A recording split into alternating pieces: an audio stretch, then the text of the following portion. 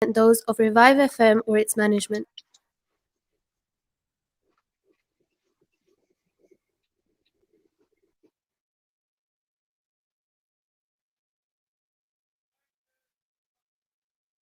And good afternoon to everyone. You are now tuned into the Mahtab Aziz Celebrity Lawyer Show. And on this cold and wintry, snowy afternoon, we have a very vibrant and positive guest, Sal Bashir. Hi, Sal. Can you hear me?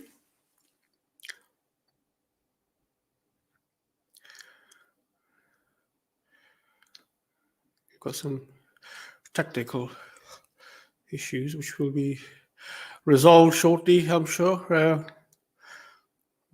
My studio colleague, Mr. Zohaib, is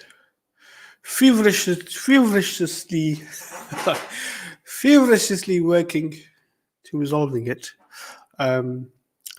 My guest today is Sal Bashir, who is a singer, and he is most well known for his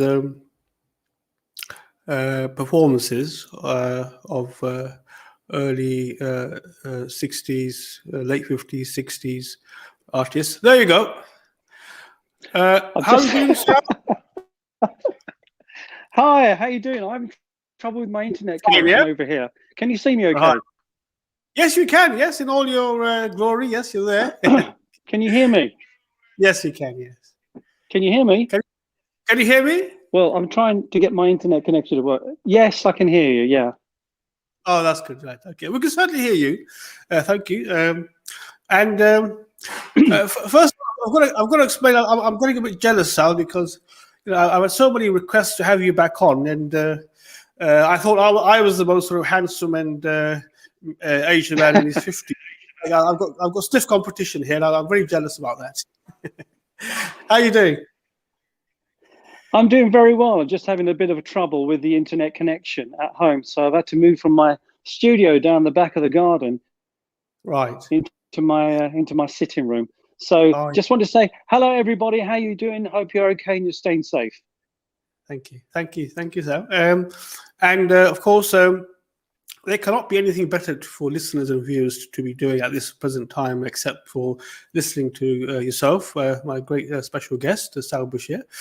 And now, Sal, shall we start off with some of your the early artists that you, in fact, whose material that you, in fact, sing in your performances? Which is the in the Rock or Sal show? Which is the one that's predominantly the one that's always there? Well, there are some very important ingredients into the Rock or Sal show, and they include the king of rock and roll, Elvis Presley, Gene Vincent, Buddy Holly, Roy Orbison. There's people like Bobby Darin, Neil Diamond, the Monkees, the Beatles, Rolling Stones, Eddie Cochran. It's mainly the 50s or 60s, yeah. Right. Well, that's a very great list of great performers there, and out of them, which is the one that you're sort of great singer yourself, which is the one that sort of most impresses you out of that list, apart from Elvis, of course. Well, well, apart from Elvis, because Elvis had a tremendous range, and his voice changed considerably from the 50s, 60s to the 70s. But there was one guy whose voice remained very rich throughout his life, but also got much better as time went on. And he's the most difficult performer that I find to replicate in any given circumstance, and that's the big O, Mr. Roy Orbison. Yes, of course. Terrifies me.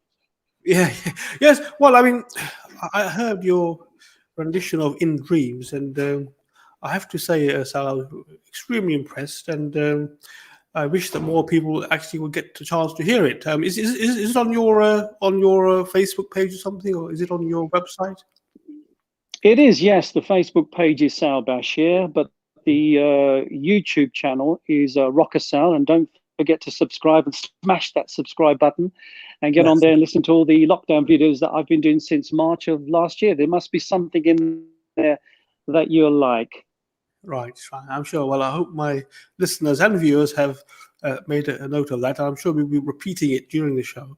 Now, Roy Orbison, of course, one of the very few people, in fact, that Elvis himself, in fact, praised. And that just goes to show how much of an impressive singer he was. Yes, Elvis Presley was a good friend of Roy Orbison, and obviously vice versa. And Elvis greatly admired Roy's emotion and the feeling he put into his songs, and the fact that Roy wrote his own material, and Elvis greatly admired that as well. He was the only singer that I think who wasn't visually all over the place and gymnastics and gyrations and stuff like that, unlike most of Roy's contemporaries. But Elvis admired the fact that Roy just stood there and he was able to bridge, and it took you to another place of emotion in his music, and it came across in his recordings. Mm-hmm. Of course. And you raise an interesting point there, because many people don't realize probably that Elvis hardly wrote his own material, but he sang it extremely well, probably the best way possible. But the actual songwriters were, in fact, people.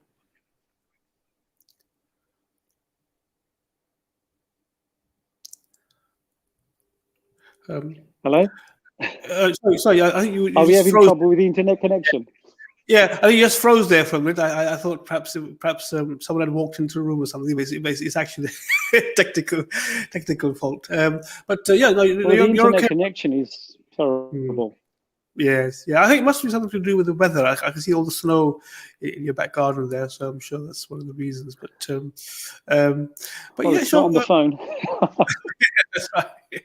Well, I mean, in terms of as we were talking about Roy Orbison, I mean, in terms of his popularity, I mean, for such a great singer, I mean, I think he was more probably well known in the States than elsewhere. Whereas Elvis was a universal artist. In terms of even though Elvis actually didn't do any foreign tours as such, he because of Colonel Parker, I believe, he wasn't able to go away, and although he was in heavy demand, but never actually went on any world tour. I mean, it's only one sort of he did a sort of satellite Aloha Hawaii sort of thing, but that was like wasn't really a foreign tour as such. No, that wasn't a foreign tour. Obviously, Elvis never left the States apart from when he had his stint in the army from 58 to 1960. Roy Orbison did tour the world, and he was able to take his act to Japan and around Asia and and Europe, very big in Europe. But Elvis's voice just travels so well across the world. The songs are timeless, and you can find an Elvis record in Indonesia. It doesn't really matter. It's a shame that Elvis didn't tour, but Roy Orbison did tour all over the world. And that was the only thing about Elvis. He didn't leave the United States apart from his army service, but he remains the most famous man on the planet, next to the late Mr. Muhammad Ali.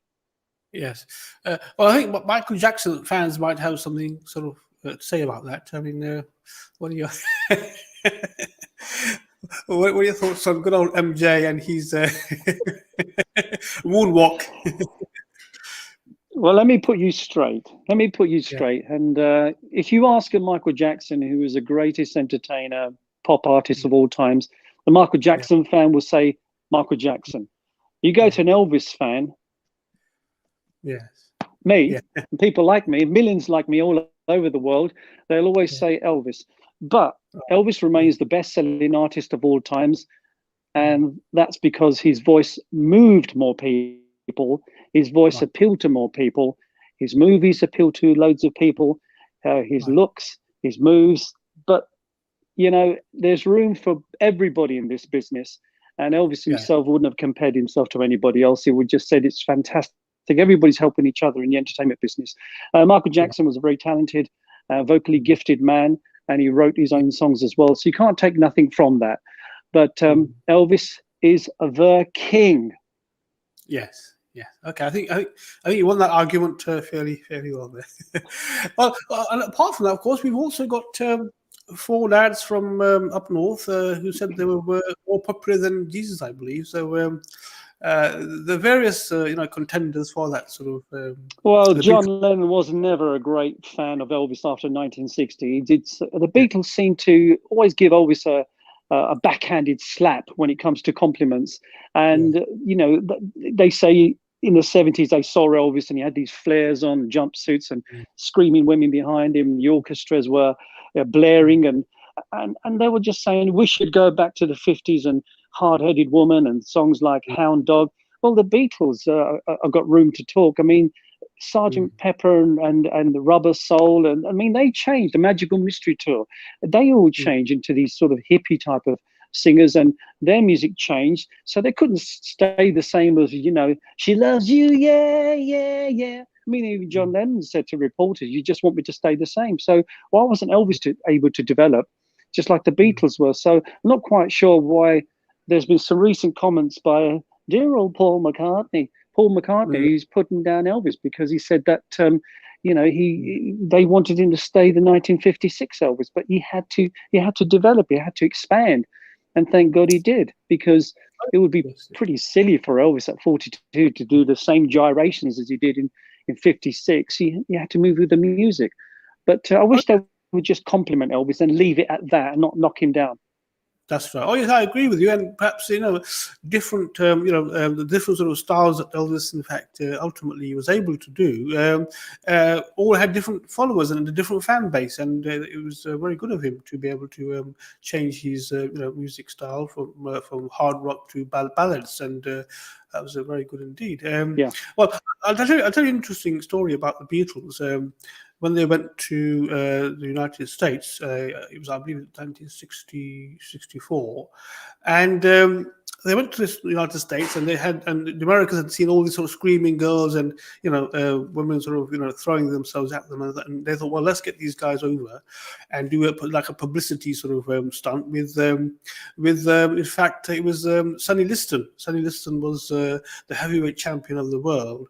And they had, in fact, arranged for the Beatles to sort of go to his gym where he trained and to do a sort of like a photo shoot, publicity stunt there. So all the 4 lads went there, hoping to meet the current heavyweight champion of the world. And when they got there, Sonny Liston's handler said, Mr. Champ, look, we've got the famous Beatles come over all the way from England to see you. And he said, who are they? Well said, Mr. Sonny Liston. Sonny Liston sort of refused to, in fact, give them the time of the day. And so they were there sort of twiddling their thumbs and thinking, what should we do now? And in comes Muhammad Ali, who had heard of this, fobbing off by Sonny Liston. And in fact, he said, well, why don't you come over to my gym? And they did. And that's where you may have seen those famous, iconic photos of the Beatles and in the ring with Muhammad Ali, because he, invited them over. And in that photo shoot was a great success. And there you have an example of how, Muhammad Ali using his wit and wisdom and, coming into a situation that Sonny Liston had actually objected. And making great success. Well, the thing with Muhammad Ali, he knew what was going on around the world. He had his finger on the pulse. I'm not quite sure Sonny Liston was in the same category as Elvis, but Muhammad Ali came over to England to fight Henry Cooper, and was a victim of Henry's left hook and put him on the floor. So he knew about the Beatles because they were just becoming famous around about the time, because he had come over to the UK to fight our Henry. Yeah. That's right. Yes, that's right. Yes, a great move there by him. Now we're coming up to our break, Sal. So do stay with us. We're just going to go for a short break, and we're going to be back again, and hopefully you'll have some more pearls of wisdom to tell us. Sure. Just stay with us. Thank you. Just stay. Could you look a bus driver in the eyes and tell them your journey is essential? That the thing you think you need to go into the office for couldn't be done from home? Do you always keep a safe distance and wear your face covering over your mouth and nose? The more often you go out, the more likely you are to come into contact with COVID-19. Are you sure you need to travel today? Stay home. Protect the NHS. Save lives. क्या आपको मालूम है कि नूरा जैसी बच्चियां पानी के लिए रोजाना 3 मील पैदल सफर तय करती हैं? मिनहाज वेलफेयर फाउंडेशन को यकीन है कि आप छोटे और बड़े पैमाने पर पानी के मंसूबे लगाकर इस बहरान को खत्म कर सकते हैं। आपके एहतियात दुनिया भर के पसमानदा लोगों का म्यार जिंदगी बेहतर बना रहे हैं, जबकि अभी बहुत कुछ करना बाकी है। पानी सबके लिए के प्रोजेक्ट में हमारी मदद कीजिए। आज ही अतिया कीजिए या हमारी वेबसाइट विजिट करें www.minhajwelfare.org। Rosia Plumbing, the boiler specialists. We do new boiler installations, full house central heating systems, underfloor heating, boiler repairs, boiler servicing, and gas safety certification for landlords. With some of the best prices in town, there's no job too big or too small for our qualified engineers. For a free, no obligation quote, contact us now on 07956 282 948. Rosia Plumbing, the boiler specialists. With over 40 years experience in the industry, Plashette Carpets is the place to go for all your carpets, laminates, linos and wood flooring. We have an established network of suppliers, which means we can offer some of the best prices in town. We offer free estimates, free measurements and now even free fitting. Call us now on 0208 472 8568 or visit us at 157 Plashette Road, Upton Park, London, E13 0QZ. Thinking about selling or letting your home? With Maxwell Estates, you don't need to look any further. Well established with over 15 years of experience, Maxwell Estates are specialists in residential sales and lettings. We manage over 200 properties in and around Northwest London, keeping our landlords and tenants updated with all the latest laws and legislations. Based in Edgware, our experienced specialist negotiators always ensure we maximize the full potential of your property. Call us now on 0208 952 0808 for a free no obligation quotation, or visit our website www.maxwellestates.co.uk for further information.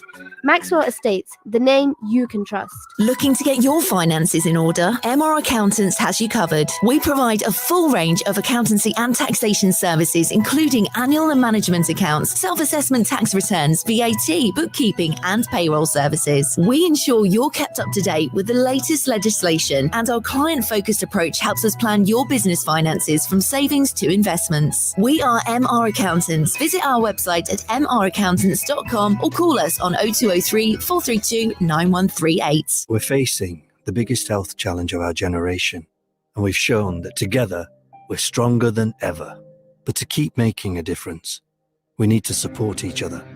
If you're a man and you've had coronavirus recently, then you might just have the antibodies to help save lives in your blood plasma. That's why we urgently need men to donate. Giving blood plasma is safe and easy. Be the difference. Search Donate Plasma or call 0300 123 2323 today. Revive FM 94.0. On the radio. On your mobile. And online. And welcome back to the Mahtab Aziz Celebrity Lawyer Show. And today we have... Hello, Sal. Are you with us?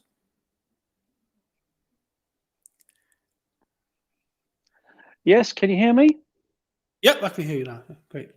No, thank you for staying with us. Before that, I'm afraid we have to go through breaks. Otherwise, without all that sort of sponsorship, we'd collapse. So thank you, thank you for waiting for us whilst we have. So yes, no, we were talking about the various artists that that you perform songs of, and obviously we discussed Roy Orbison, and I mean, out of these artists, in terms of their like voice range, which artists? I mean, I know we already discussed how difficult it is to sing Roy Orbison songs, but out of the other artists, is there a particular artist that has a sort of vocal range that you're sort of very impressed with?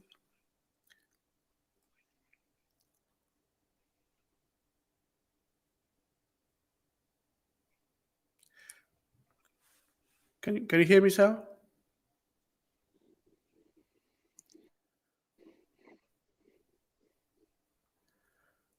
I think we're having a problem with. Hello?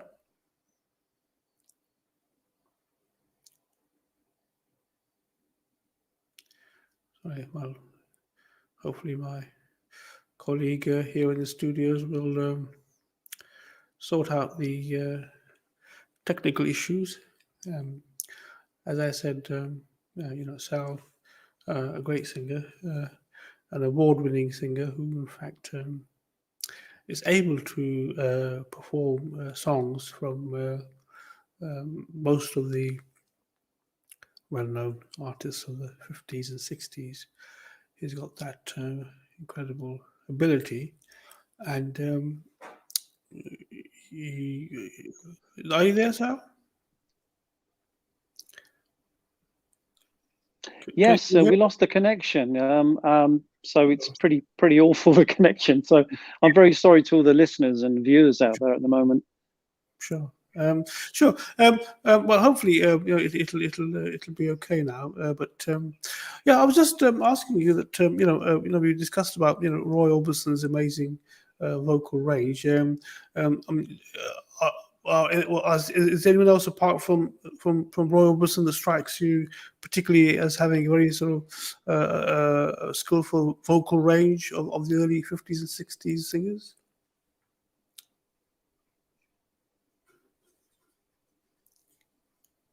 Yes, I mean, there are a couple. I mean, Gene Pitney's very hard to do as well. He had a very high-pitched kind of voice. I find that Gene Vincent, who had a beautiful falsetto voice, he sang the million-seller Bebop-A-Lula.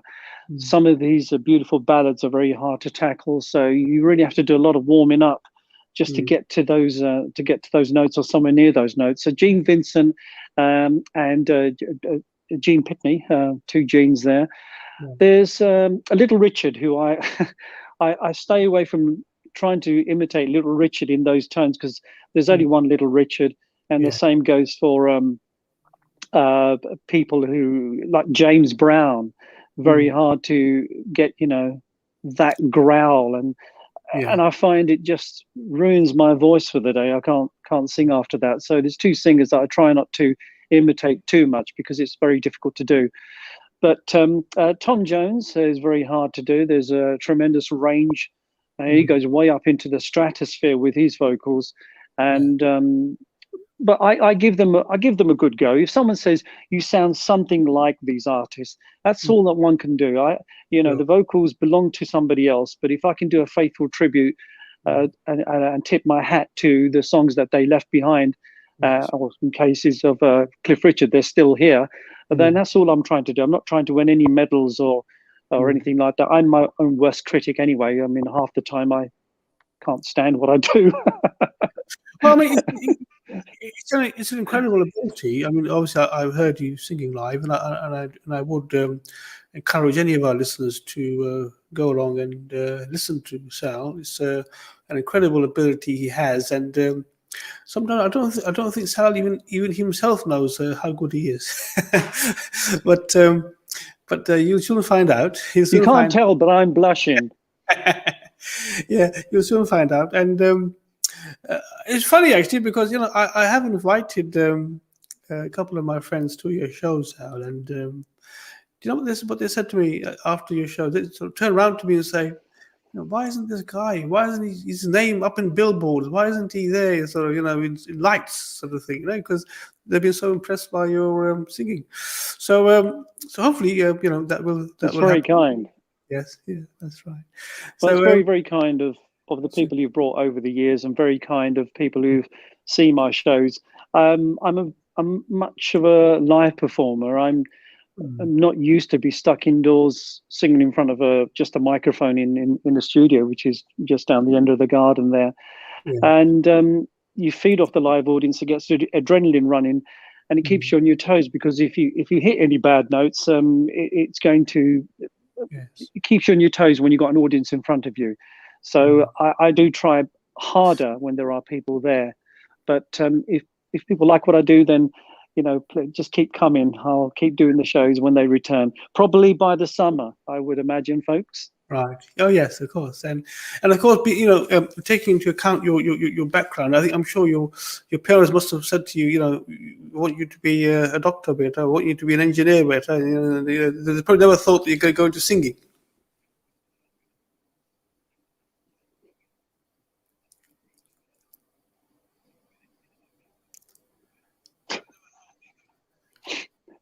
Well, that saved a few lives, didn't it? If I was going to become a doctor, but you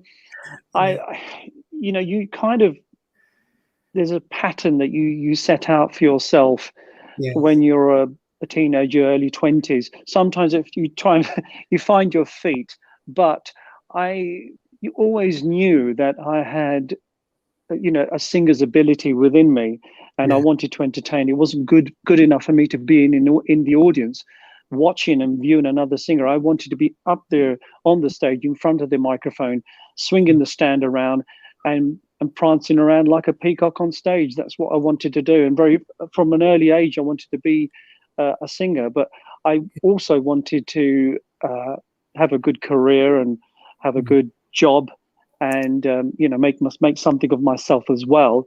So I ended up working in a fantastic job in central London, in a managerial position, running an office, and I gained a lot of experience and frontline experience with people, and did a fine job there. And then once that came to a close, it was now all about myself. So many years. I've been in the business 23 years now, and but in 2004 I was doing both jobs at the same time. So in 2004 I made the decision of investing a tremendous amount of time, effort, and of course financial outlay into my business. And then I went out there in the big wilderness, and I just sang in every single kind of place you can think of. Some of the spit and sawdust places, still got the scars to show for that. And some of the cream came later on. But you just do your best, and hopefully somebody out there is watching closely and saying that you're doing a good job. That's all you could ever want in this business, that you can do a good job and that people come to see you. And I hope they will. Can I just say at this point that last year I was supposed to be part of the second English Elvis experience, which is held in near Gatwick, and it got postponed sadly because of COVID. But the English Elvis experience, which encompasses some of the greatest Elvis performers in the world and a few tribute artists who do other things, including myself, will be back at the end of November, at the end of October, early November, performing at this second collection of fantastic performers. And they can see the details and read the details on the site, which is all the W's, English Elvis Experience, and I'll be there as Rocker Sal. So I just had to mention that because there was a lot of people who were disappointed last year, but this year we will be back. So watch out for that, folks. Sure. And I know normally before this COVID unfortunate situation came about, I know every year on January 8th that people would often request you to perform your Elvis shows. Obviously, that wasn't possible this year. I'll take it on Elvis' birthday. Yeah, it was a huge shame. I managed to sneak in one show last year under the reduced tier system, but by and large, I haven't performed since March of last year, and with the first lockdown. So I've just been trying to keep myself busy, vocalizing, trying to exercise where I can, testing and cooking new types of food. And it's been very difficult to keep in touch with people as well, because you're not allowed to really go anywhere. You can't travel about, and and the weather's really cold. So who wants to sit outside and have a conversation? It's far too cold. But as I said, the hope is now coming back from the horizon after running there with its on fire. Now it's coming back, and I think the trajectory is in our favor. And I think by the summer of May or June, if there's a reduced tier system which is favorable for the entertainments and arts situation, then I think I will be back performing in front of people. And I look forward to that, because I truly miss it. I truly miss the friends and fans and acquaintances that I've made over the years, so that I can perform the Rocker Sal show and the Elvis shows once again. But it's almost like I'm rebuilding my career, because unfortunately, a lot of the business have gone to the wall. They've lost their livelihood, and I could be very opinionated and very vociferous about what my feelings are about the entertainment and arts industry being thrown under a bus, but I won't, because it'll last for hours. But we've basically been forgotten. We provide a very, very important social ingredient to people's mental well-being, because a song lifts a person. It releases the mind into a different place. It makes you feel good, and we've been really forgotten, and that's a huge shame. But we shall all be back, rocking and rolling, enjoying, singing and performing and dancing and acting, and the West End. It will all be back, but how much of those businesses are going to go to the wall? It's going to be a massive rebuild program. Yes, of course. And you performed previously. Was it the 100 Club? I think is it in Central London? I believe. Yes. Yes. So it was supposed to be at the. Yes, I was just going to say that I was supposed to perform at the 100 Club. That would have been my 10th year, on the 9th or 10th of December of last year, but because of COVID, that and many other shows got cancelled. But the 100 Club, as you know, is one of the most famous venues in the whole of the United Kingdom, indeed the world. And I was a support act for the fabulous Lounge Swingers, who are very, very kindly have asked me to join them for the last 9 years. But fingers crossed, it just may happen this year in December. I should be back at the 100 Club, making up for lost time. But what a venue! Everybody who's anyone has performed there, from Amy Winehouse to Paul McCartney, the Rolling Stones, the Sex Pistols, everybody, the Who, they've all performed there. And now Sal. Yes, of course. How do you feel about performing at these sort of prestigious venues? I mean, you must get used to it by now. But do you have that sort of the butterflies in the stomach, or is it? We probably got used to it by now.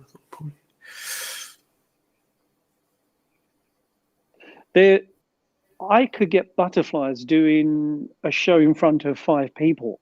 Very nerve-wracking performing full stop. But if you're singing into a camera for television, millions of people are watching you. And that's very nerve-wracking. You could be doing a show in front of 50,000 people for some sort of festival. I've done a few Mellors in my time, and also a few town shows as well. That's nerve-wracking, because your voice does dry up. You do get the butterflies. If you don't get the butterflies before you go on stage, you are complacent. You're too overconfident, and that is when you make mistakes. I see. I thought it was the other way around, but you're a performer who can obviously been through it many times and shaking all over. That's right. Yeah, that's right. Well, yeah, I'm sure you're a seasoned performer, and you know how to go about these things, and just looking forward, hopefully, to your next live performance. And so you do particular sets. You may do a particular, like an Elvis set where you advertise this for Elvis only, or you may do your Rocker Sal, where you have a variety of singers that you in fact perform. Have you noticed any sort of difference in the audience in these two type of shows? I mean, or are they equally happy about either of them, or is there like a difference in the audience that you get to these shows, or not really? Well, it's a very good question, and I can't be bothered to answer it. No, I'm only joking. It's a very good question. There's quite a few. Embarrassed myself, haven't I? There's quite a few people who regularly come to my shows, and I do thank them because they really do mean the world to me. And then I make new fans. There's a huge age range that could be like from teenagers all the way up to my number one fan, which is I call her Lady Eileen. She's 94 years of age next month, so happy birthday, Eileen. I've got to mention that. So she absolutely adores my shows because there is such variety in them. I'll advertise the Elvis shows as Elvis shows because there are specific suits that I will wear, like the black leather suit and flowery shirts and gold lame jacket. But if it's the Rock or Sal show, then I dress up incredibly stupid most of the time with all sorts of gold shirts and glittery jackets. More accustomed to being probably a game show host than anything else. But I get up there with the Rock or Sal show and I read the audience. If I see that there's too many ballads, then I would change it to a rock and roll song to get them going. And if they're on the dance floor, I then read the audience, saying, look, let them dance, keep doing some rock and roll stuff, and then bring it down bit by bit by bit. So they eventually do sit down because I'm now ready to do some ballads. So it's important to not be self-indulgent and just do things that you like, that you listen to in the car, or you listen to in the studio, or you listen to at the home. You read the audience very well and you perform to them. They've come to listen to the hits. They've come to listen to all the famous songs. They're not there to be bored. They're there to be entertained. Somebody has paid you good money to go there and entertain these people on a cold February night. They've trekked through the snow. They've driven hundreds of miles to come and see you. You've got to give them a show. It's their money and they're paying you for it. So it's important to read the audience. Yes, that's very, very, very informative. And of course, you've done shows where you've been, say, invited, to perform in front of, it could be, city types, or it could be, a different sort of professional association or something.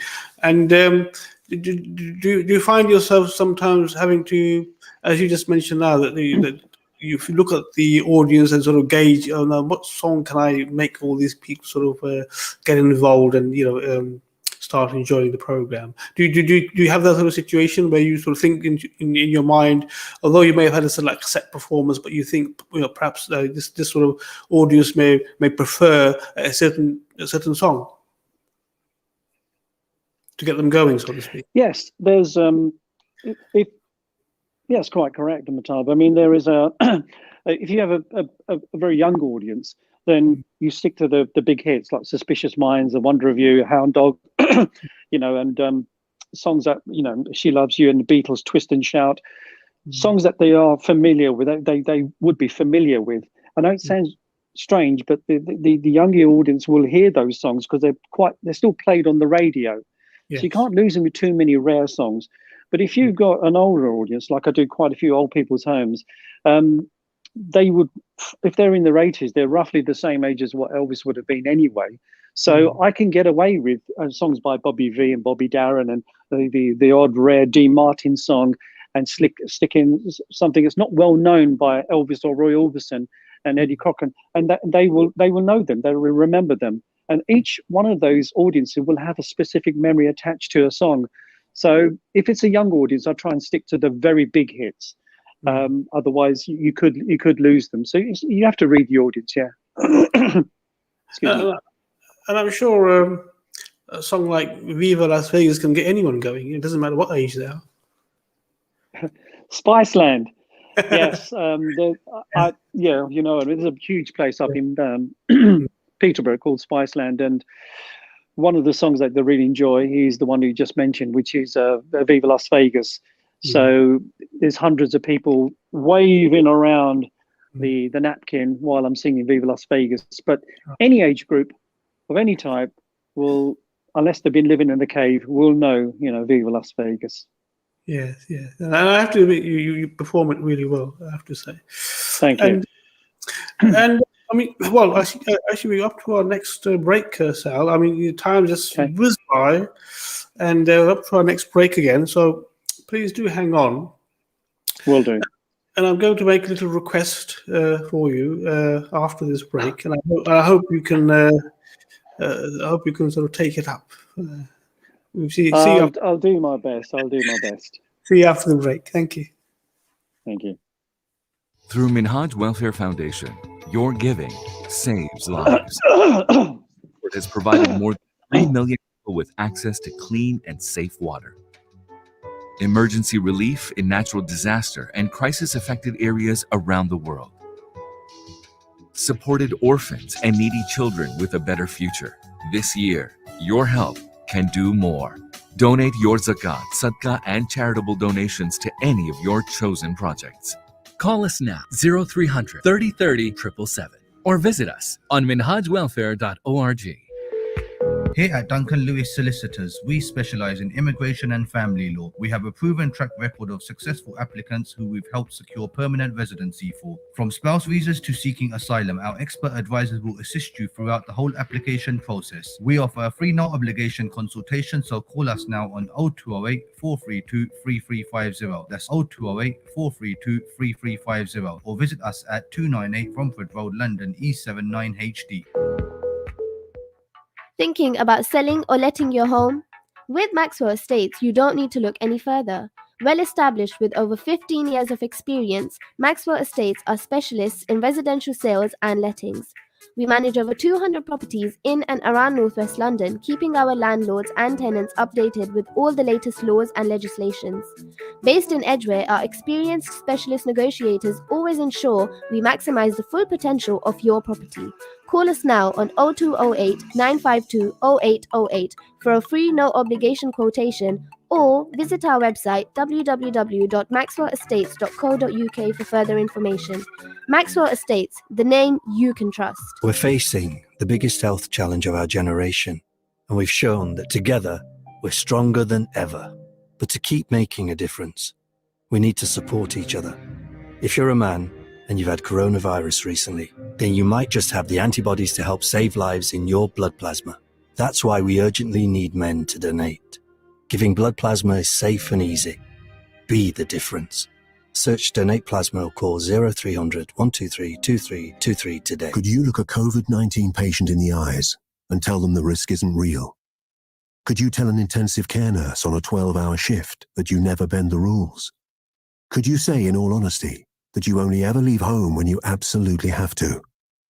Around 1 in 3 people who have COVID-19 have no symptoms and are spreading it without knowing.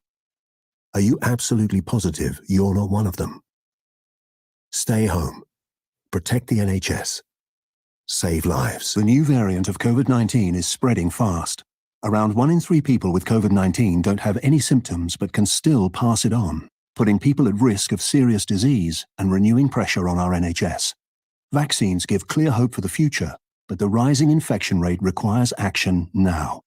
Once more, we must all stay home.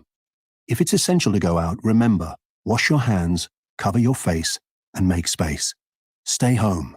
Protect the NHS. Save lives. देखें जी, government ने बोला है कि हमें घर रहना ये बाहर नहीं जाना चाहिए कि वायरस की वजह से। इसका मतलब यही है कि भाई कुछ भी हो आप घर रहें। अगर जरूरत पड़े बाहर जाने की तो बिल्कुल सिर्फ जो बिल्कुल जरूरी चीजें हैं उनके लिए जाएं।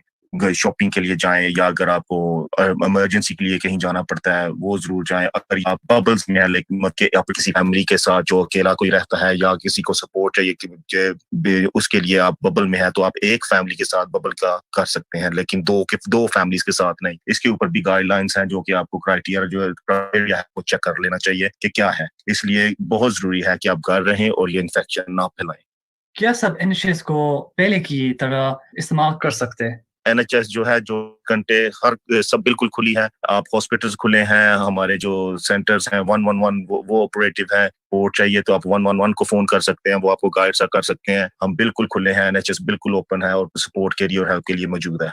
घर में रहना और दूसरों से दूर रहना मुश्किल है। हम किस तरह ज़हनी सेहत का ख्याल रख सकते हैं? देखें ज़हनी ख्याल रखना बहुत ज़रूरी है आपको जो दिमागी और फिजिकली जो है आपको बहुत ज़रूरी है कि आप ठीक रहें इसके लिए आपको एक रूटीन में रहना चाहिए खास करके बच्चों की स्कूलिंग जो है उसके लिए आप मेक श्योर करें कि भी सब घर वाले स्लीप बहुत ज़रूरी है टाइम की आप तो नींद करें टाइम पे सोएं टाइम पे उठें स्कूलिंग के लिए हमारी काफ़ी रिसोर्सेज भी अवेलेबल हैं जो कि आप इंटरनेट पे जाके चेक कर सकते हैं ओक नेशनल एकेडमी है BBC बाइट साइज है आप अपने फैमिली साथ या फ्रेंड्स के साथ वीडियो कॉल्स कर सकते हैं ना सोशल मीडिया है आप उससे उनके साथ कम्युनिकेट कर सकते हैं घर में एक्सरसाइज या बाहर आप जाके एक्सरसाइज कर सकते हैं अगेन 1 घंटे जो लाइव है वो आप चलें फिरें वो कर सकते हैं बहुत ज़रूरी है शुक्रिया बाइजाज सब याद रखें कि घर से सिर्फ ज़रूरत की वजह से बाहर जा सकते हैं जिसे कि ज़रूरत की खरीदारी तालीम काम ताबी वजूहात या वर्जिश दिन में 1 दफ़ा हाथ धोना ना भूले और मास्क इस्तेमाल करें और लोगों से दूर रहना मालूमात के लिए gov.uk एक दूसरे का ख्याल रखें Revive FM 94.0 on the radio on your mobile and online.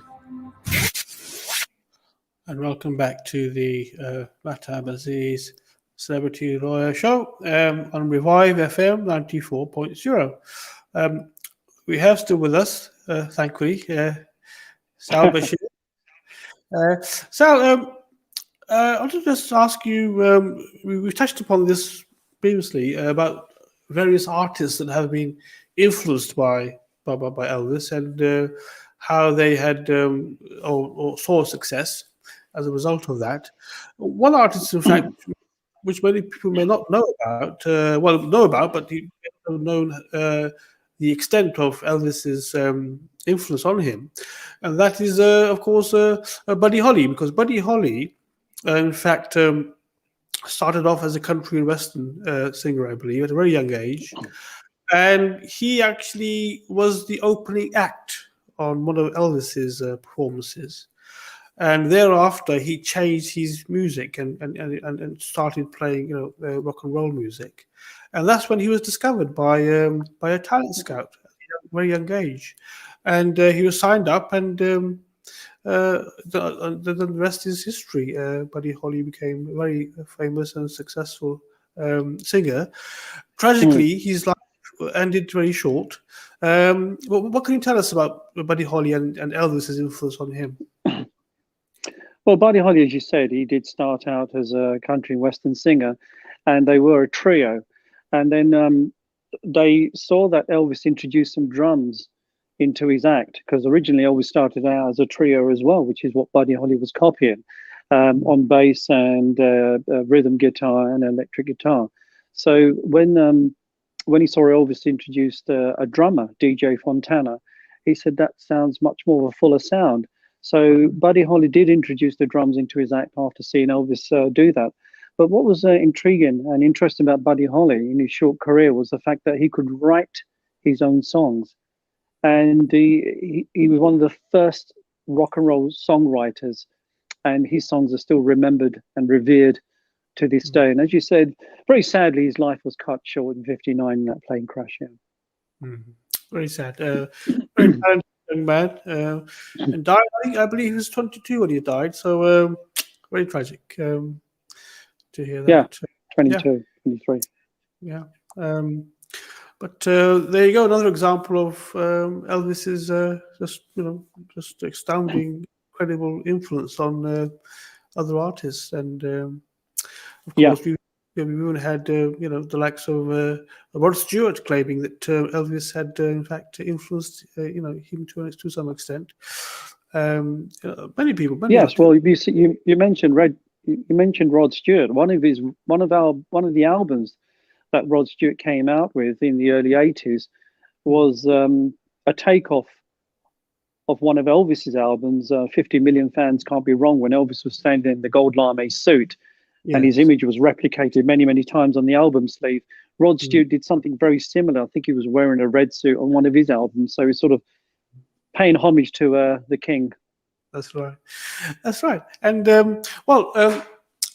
I just mentioned before the break, Sal, that I sort of be making little requests to you, and out of all the repertoire of songs that you're very able to perform, I'd like you to ask you to perform perhaps a few lines of Elvis's "Always on My Mind," because at this particular time, people are having to isolate and not see perhaps people that they'd normally be very used to seeing, and perhaps I thought it might be an appropriate song to get an idea of how your great ability to perform these songs comes over possibly. Is that something that you can do for us? Well, I'll try. Might not sound too great, but maybe I didn't treat you quite as good as I should have. Maybe I didn't love you quite as often as I could have. Little things I should have said and done, I just never took the time. You were always on my mind. You were always on my mind. Oh, fantastic. That's really, really great, Sal. I'm sure that, accompanied with music. Just a few snippets. That'd be absolutely great. And thank you. That gives us sort of an idea to the audience and to the listeners. You put me on the spot, Well, you perform magnificently. I cannot say anything. That you've done it very well. And of course, in your show, well, you've seen quite a few shows in your time, Yes, that's right. And I see that obviously in your shows, you'll often get people requesting songs, and you have this ability to just sort of get them out of the hat and sing them. And it's a very great talent and a very great ability that you have. And I'm sure that perhaps after this COVID situation does sort of calm down, and thank you. I really look forward to seeing you perform live. As I said, I brought guests to your shows previously, and they're just blown away by your incredible talent. And let's hope that you can entertain many more thousands of people. In terms of hopefully when you will start up, will you be doing some shows at perhaps some well-known venues? I mean, do you advertise? Thank you. Yep. You advertise these venues on your Facebook. On your Facebook, on your website, so that people can come along to them.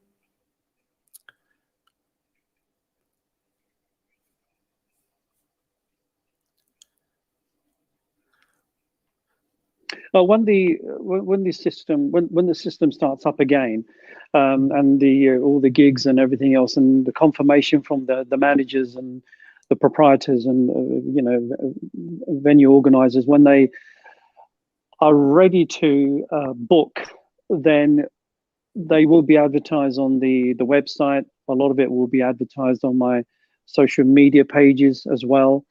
And a great platform for that is Facebook. I use that quite often to promote the shows and stay in touch with the friends, fans, and acquaintances as well. But you see, what happened last year, I was booking, cancelling, postponing, booking, cancelling, postponing. And so it was just quite wrong. So what I've decided to do is that at the point when Boris Johnson and the government and the science allows us to go back to the stage in some capacity, then I will be advertising the shows. And I'm pretty sure that the way it's going, it looks pretty much like May or June. But certainly by August, I imagine that I will be back on stage in some sort of capacity. So it's not just myself, it's a lot of my friends in the entertainment and arts industries. They will be back as well. And please, folks, just remember, that we've been thrown under a bus. Come out and support us. Come and see the shows. And I think by that time, people will be absolutely gagging to go out and enjoy themselves and dance and have a great time. Once they've got that vaccine pumped into their arm, there's not so much of the fear factor to worry about. And at that point, I think we'll have herd immunity by August, which is a term the government don't like to hear. And you know, everybody will be feeling much more, you know, calmer about the situation, not so fearful about making contact and shaking hands. We're not a nation of wearing masks. We're not a nation of elbowing and fist and doing, you know, the old fist bump and everything like that. We're contact people. We're human beings. So the sooner we get back to that better safely, then the better. Yes, great. And on that sort of positive note, thank you very much, Sal, for being my guest today. And we very much look forward to you resuming your live performances, hopefully, you know, about summertime. And thank you very much. Thank and you. I'm sure I'll get more requests to have you back on again and get jealous again. So, so thanks for that, Sal.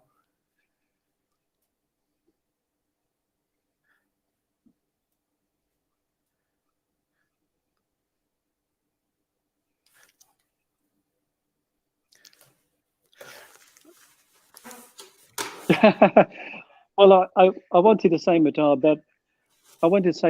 that thank you very much to Revive FM, to all the organisers, all the managers, and everybody involved behind the scenes for allowing me to come on your shows several times. Sure. So thank you so very much for that. Appreciate it. Sure, great. Thank you, Sal. And that's it for the Mahtab Aziz Celebrity Lawyer show. Till next time on Monday, 5 o'clock is Revive FM on 95.0. If you want to advertise your business on Revive FM, then